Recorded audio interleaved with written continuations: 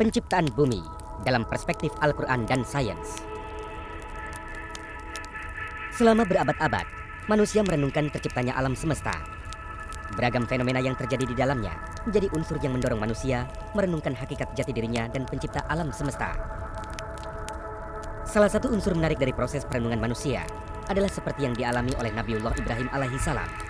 Dalam surah Al-An'am ayat 74-78, dikisahkan bagaimana beliau memperhatikan fenomena alam raya untuk membuktikan adanya zat maha pencipta yang telah menciptakan alam semesta. Dimulai dari mengamati bintang-bintang, bulan, matahari, dan fenomena alam semesta lainnya. Hingga pada akhirnya, Nabi Ibrahim alaihissalam menunjukkan kepada kaumnya bahwa pencipta alam semesta adalah Allah Subhanahu wa Ta'ala. Sebagai makhluk yang senantiasa berpikir, manusia merenungkan keberadaannya di alam semesta, juga mempertanyakan proses terbentuknya bumi dan planet-planet lainnya. Bagaimana proses bumi tercipta? Berapa lama? Berapa luasnya? Bagaimana bentuknya? Dan sudah barang tentu, pertanyaan utamanya adalah siapa penciptanya? Rasa penasaran ini kemudian melahirkan jawaban-jawaban yang sesuai dengan kondisi alam pikir di saat manusia hidup. Mitos-mitos penciptaan bumi berkembang sesuai dengan dinamika pengetahuan dan kepercayaan setiap bangsa. Yunani, Mesir, Skandinavia, Jepang, Cina, India, hingga Aztec. Semua memiliki mitologi dan pemikiran tentang asal mula alam semesta dan terciptanya bumi. Berbeda dengan kepercayaan yang ada mengenai terciptanya bumi, Islam memberikan gambaran yang jelas bagaimana proses bumi tercipta. Allah berfirman dalam surah Fussilat ayat 9. Katakanlah, pantaskah kamu mengingkari Tuhan yang menciptakan bumi dalam 2 masa dan kamu adakan pula sekutu-sekutu baginya? Itulah Tuhan semesta alam. Dalam ayat tersebut, Allah meminta Rasulullah agar menanyakan kepada orang-orang kafir Makkah, mengapa mereka ingkar kepada Allah, bahkan menyekutukannya, padahal Allah adalah pencipta bumi tempat mereka tinggal. Selanjutnya dalam ayat itu, Allah juga menjelaskan bahwa proses penciptaan bumi berlangsung dalam 2 masa atau fi yaumaini. 2 masa ini dimulai dari materi semacam gumpalan asap hingga menjadi bumi yang padat dan keras sebagaimana kita tinggali saat ini. Dalam beberapa ayat di dalam Al-Quran, Allah menjelaskan apabila semua diciptakan dalam waktu 6 hari yang kemudian dipahami sebagai 6 masa atau 6 periode. Sebab yang dimaksud bukan dalam pengertian 24 jam. Syekh Mustafa Al-Maraghi menjelaskan bahwa hakikat istilah yaum atau hari dalam beberapa ayat Al-Quran hanya Allah yang mengetahuinya. Sedangkan dalam surat Fussilat ayat 9 disebutkan masa penciptaan bumi mencakup 2 masa. Kata ayam, jamak dari kata yaum yang bermakna masa, juga menjadi bagian dari proses penciptaan alam semesta yang disebutkan oleh Al-Quran dalam surah Qaf ayat 38. Kami benar-benar telah menciptakan langit, bumi, dan apa yang ada antara keduanya dalam 6 masa. Dan kami tidak merasa letih sedikit pun. Dalam tinjauan ilmu geologi, proses penciptaan bumi terbagi dalam beberapa skala waktu, yaitu eon atau masa, era atau era, period atau periode, dan epoch. Dalam kajian ini, skala waktu geologi dibatasi pada eon, yang untuk selanjutnya disebut sebagai masa. Masa yang rentang waktunya sangat panjang ini dibagi lagi menjadi 4, yakni Phanerozoikum, Proterozoikum, Archean, dan Hadean.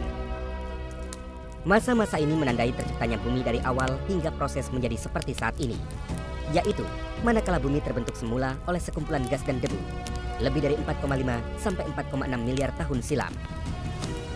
Elemen-elemen ringan termasuk hidrogen dan oksigen yang jumlahnya sangat besar terkumpul dalam planet sebagai gas yang terkondensasi dan membentuk bebatuan yang lunak atau yang dalam ilmu geologi disebut dengan istilah molten rock.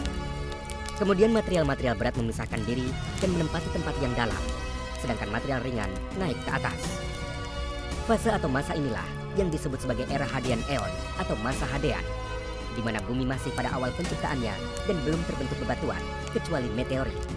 Setelah itu, tibalah fase akhir masa Hadean dan memasuki masa Archean, yaitu ketika bulan terbentuk dari lontaran sebagian kulit bumi karena tumbukan dahsyat dengan benda langit lainnya. Al-Quran menandai fase ini dengan istilah bumi untukmu sebagai hamparan, agar kamu dapat pergi dengan leluasa di jalan-jalan yang luas. Fase menghamparkan bumi yang juga disebut dengan tibanya masa Archean juga ditandai dengan munculnya bakteri dan stromatolite. Kemunculan makhluk ini juga menandai awal kehidupan yang ditandai dengan ketersediaan air. Masa ini dalam kajian geologi juga disebut dengan istilah Proterozoikum, di mana juga dijumpai binatang-binatang purba. Setelah itu, tiba fase pembentukan pegunungan.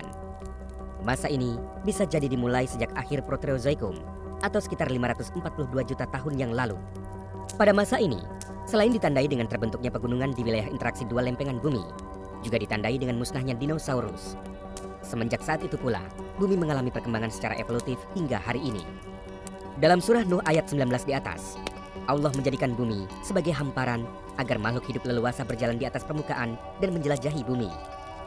Andai kata Allah tidak mengizinkannya, tentu saja manusia dan binatang tidak bisa berjalan dengan tenang karena pada hakikatnya bumi bergerak. Andai kata tidak ada hukum gravitasi, tentu yang ada di atas bumi bisa kocar-kacir. Sungguh bijaksana Sang Maha Pencipta yang telah menciptakan bumi dalam beberapa masa hingga menjadi tempat tinggal yang nyaman bagi makhluk-makhluknya. Sebagaimana dijelaskan dalam Al-Quran Surah Toha ayat 53, bumi sebagai hamparan dan menjadikan jalan-jalan di atasnya bagimu, serta menurunkan air hujan dari langit. Kemudian kami menumbuhkan dengannya air hujan itu beraneka macam tumbuh-tumbuhan. Jika dibandingkan dengan planet lain, bumi adalah planet tersubur yang menyediakan oksigen melimpah sehingga bisa dihuni makhluk hidup, baik manusia, hewan, maupun tumbuh-tumbuhan.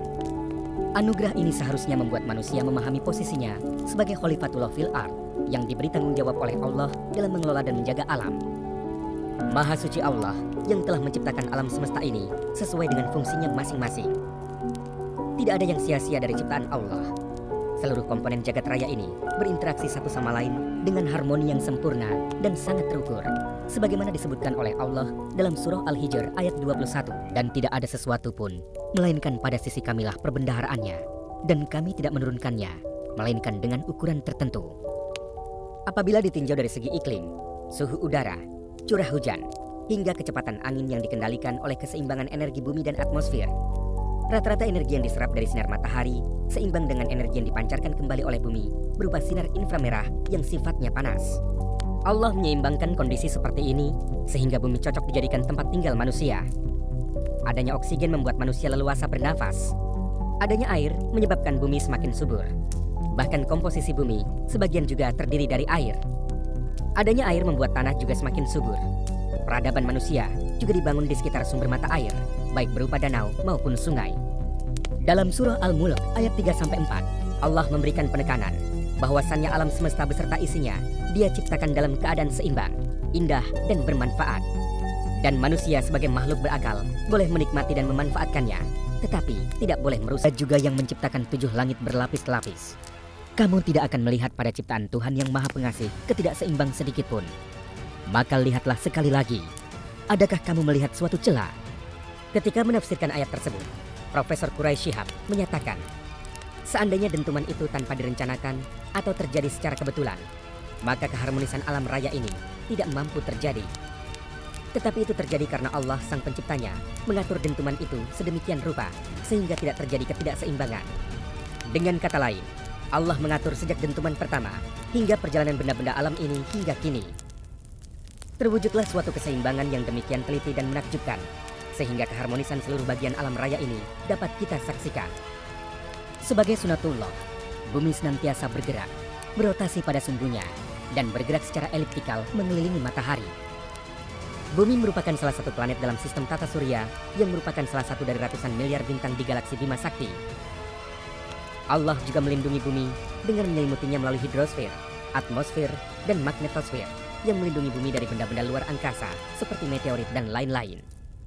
Selain itu, dengan kenyataan bahwa jari-jari bumi rata-rata sekitar 6.371 km, sedangkan luas permukaan bumi sekitar 510 juta kilometer persegi, di mana 71% berupa lautan dan 29% berupa daratan, memberikan kepastian apabila Allah benar-benar menjadikan bumi sebagai tempat yang nyaman bagi makhluknya.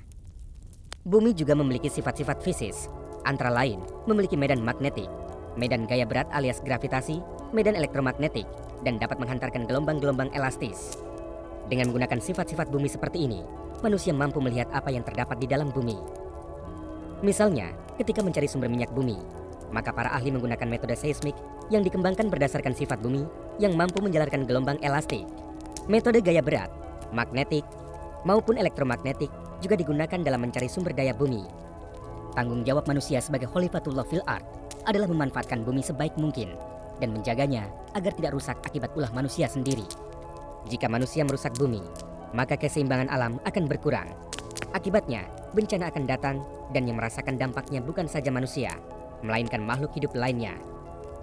Keseimbangan ini berlangsung sampai hari ini atas izin Allah.